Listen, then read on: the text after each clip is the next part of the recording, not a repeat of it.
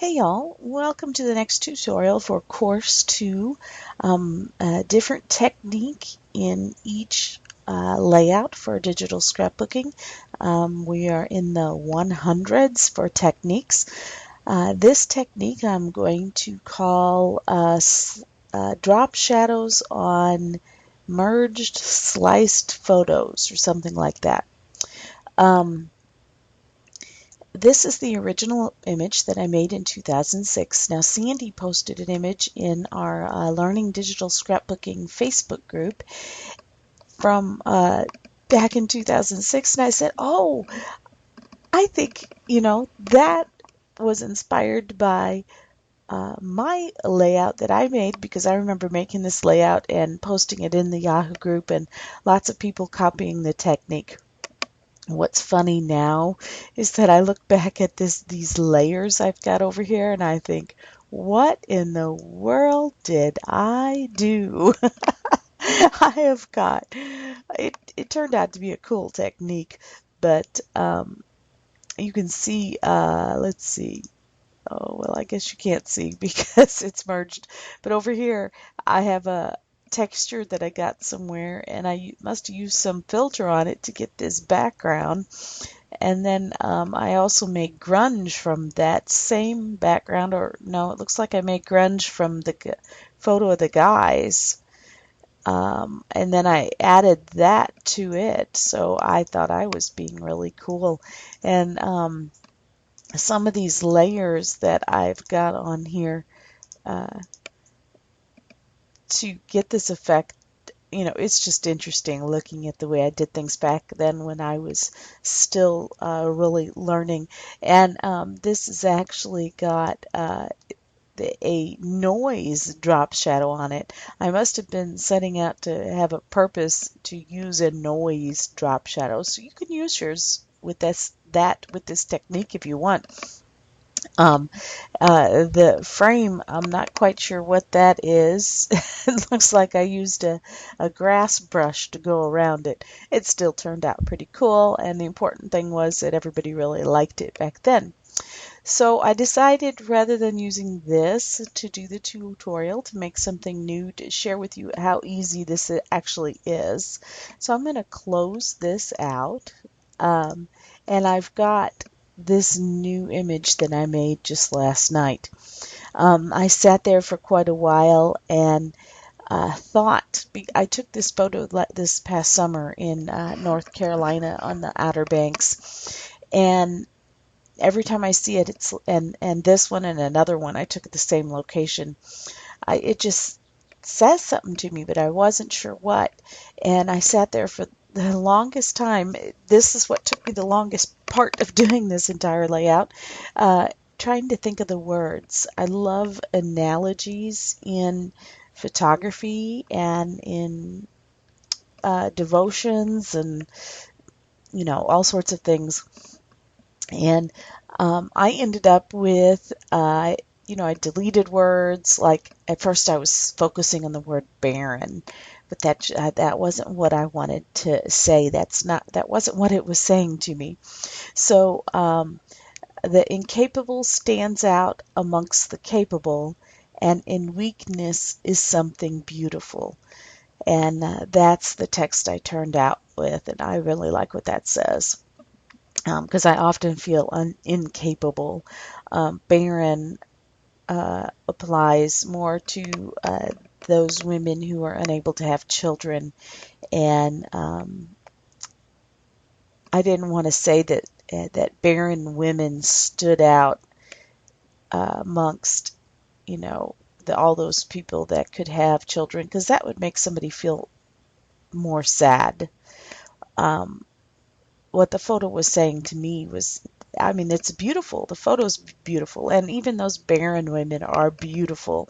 So this verse, this that I came up with, this quote, is so much more positive than using the word barren, um, and more applicable because, you know, a lot of us feel incapable in so many ways, but in our incapability, we are beautiful, and that's more what I wanted to portray with this photo. But I wanted to share with you, I stuck this here. I found this quote that also applies. Never stay up on the barren heights of cleverness, which the tree could be the barren heights of cleverness, but come down into the green valleys of silliness. I love that. I love that. So that just really would have applied to this too. So I'm going to close that out, and let's focus on how easy it is to do this technique. So I'm going to hide some of these layers, and here is my original layout, the layers that I made. I went ahead and made all the layers as is. And once you get your whole layout done as is, simply hit, I think it is Shift Control Alt E, and you see it merges everything you see visible on your screen, and it makes a new layer. So see, I can turn off all this other stuff if I want now. And I have this new layer that's all merged together. I had a text back there. I guess it don't matter. Where is it? It was a date text hiding.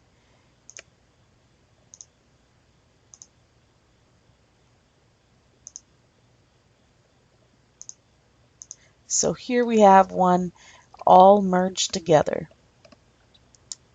And you don't have to turn off your layers underneath. I just wanted to show you that this is one layer merged together. Now after this, it's pretty simple. I'm just going to get my rectangular marquee tool. Now if you want to use the polygonal lasso tool and make diagonal cuts, you can. If you want to make circular cuts using the elliptical marquee tool, you can do that. You can get creative with this however you want. I just did the boxes. And now I was initially afraid to go over, I thought I heard something at the back door and I shouldn't be, to go over the text, thinking it might make it not readable, but it was very readable. So my first goal though was to highlight the focal point in this photo. And so I simply drew a box over it and made sure I was on this original layer and hit Control J. And now the job is to create a drop shadow. So I'm going to go, and I actually added this high drop shadow. You can make this however you want. I went back to, to my original photo, and you know, I could leave it there like that, but I didn't like that drop shadow. I actually did this in the full version of Photoshop, but I decided the distance, I wanted it rather low, so just dropping the distance down helped. And then I also lowered the opacity a little bit, and like that, I thought that that looked a lot better. And now I'm going to simply right click and copy this layer style so I can put it on the next layers. Go back to your original merged layer to slice it, and make sure you're on your rectangular marquee tool and draw another slice. You know, they just are random. For me, I put some up high, and I did some down low. I did different lengths. And so I'm going to hit Control J to duplicate, right click, and paste that layer style. Go back to my original layer, draw another one. Let's get something that goes down far. Control J, right click, paste layer style. Go back to that original layer. That's the key. And I'm just going to keep doing this. Go back to the original layer. See how quick this runs. And it's all in